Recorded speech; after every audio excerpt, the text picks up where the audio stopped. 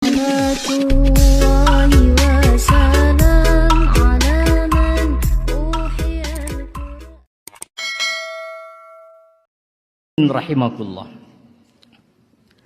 Pak Haidar Nasir pada tanggal 6 Januari yang lalu mengingatkan kita, umat Islam saat ini dijebak dan dipaksa untuk berperilaku antagonis.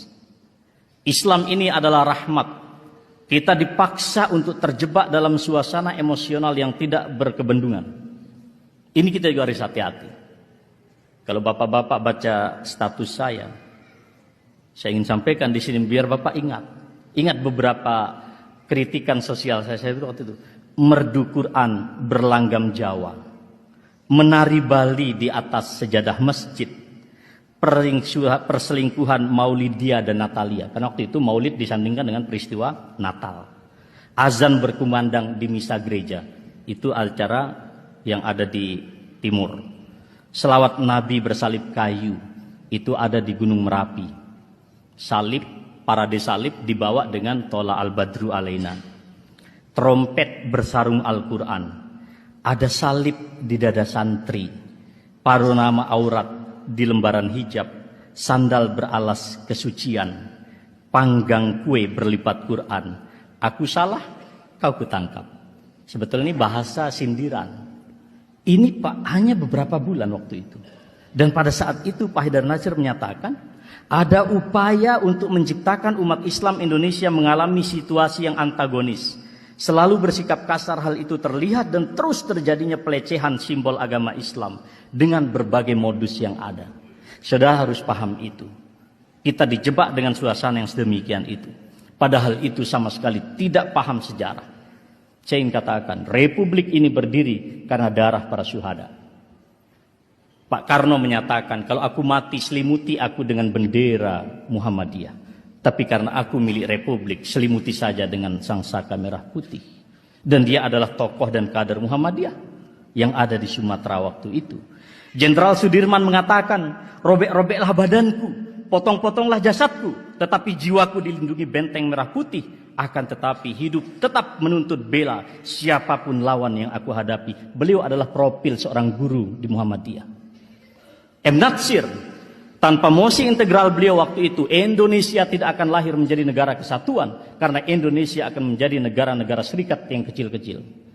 Juanda, tokoh Muhammadiyah, tanpa waktu itu yang disebut dengan deklarasi Juanda, kita tidak akan pernah memiliki kekuasaan laut yang sedemikian luas. Kita menjadi negara maritim terbesar di muka bumi. Semua mereka adalah para syuhada yang berasyhadu an la ilaha illallah wa asyhadu anna Muhammad Rasulullah. Dari mana Anda mengatakan orang Islam tidak peduli terhadap republik? Dari mana Anda mengatakan kita anti kebinekaan? Saya katakan nalar mereka mengalami stagnan dan tak sanggup lagi berpikir. Sejarah pun dilupakan. Umat Islam tidak boleh lupa sejarah. Ketika 7 kata di dalam Pancasila, kewajiban menjalankan syariat Islam bagi para pemeluknya. Dan detik-detik terakhir Ki Bagus Hadikusumo, pimpinan pusat Muhammadiyah ketika itu, dalam suasana batin yang sangat dahsyat bergejolak. Baiklah, kalau 7 kata itu dihilangkan, maka harus diganti dengan yang Maha Esa, yang berarti adalah Tauhid.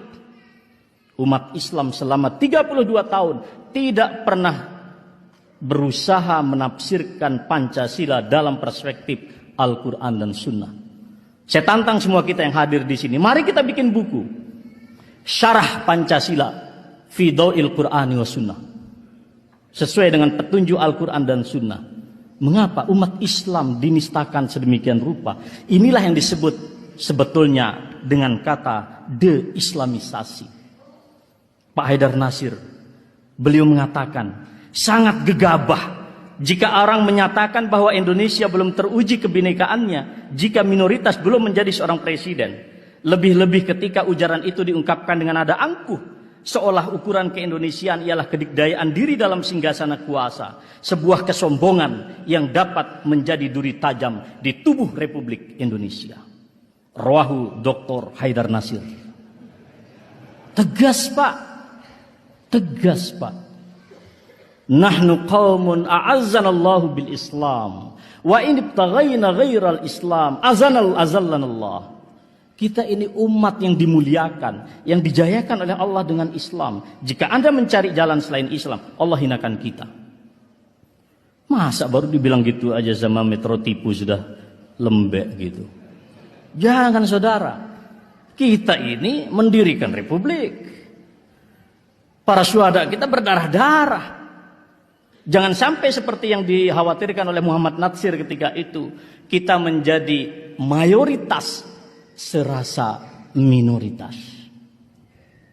Berbahaya saudara. Jadi saya bukan memprovokasi, tapi saya ingin sampaikan. Bagi Warma Muhammadiyah saya ingin katakan, pada tahun 2010 resmi diputuskan di dalam Tanfis Muktamar waktu itu. Apa keputusannya? Apa yang disebut dengan Islamophobia. Resmi loh Pak, keputusan itu. Cuman sekarang orang Muhammadiyah baca apa tidak? Muhammadiyah beristihad ketika itu. Apa coba? Itu putusan.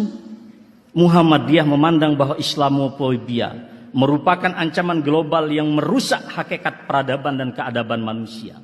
Bertentangan dengan prinsip-prinsip hak asasi manusia. Serta berbahaya bagi terwujudnya perdamaian dunia.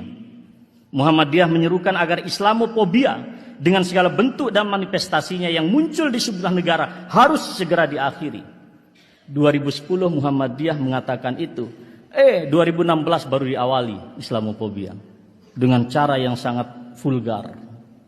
Tapi umat harus paham, Islamophobia kata Muhammad Natsir tidak beda dengan deideologisasi Islam pada masa Orde Baru dan deislamisasi pada masa reformasi.